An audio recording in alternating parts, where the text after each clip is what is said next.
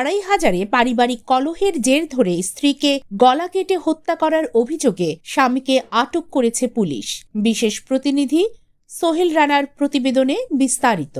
নারায়ণগঞ্জের আড়াইহাজারে ৪৫ বছর বয়সী এক নারী সুলেখা আক্তারকে গলা কেটে হত্যা করার অভিযোগ পাওয়া গেছে।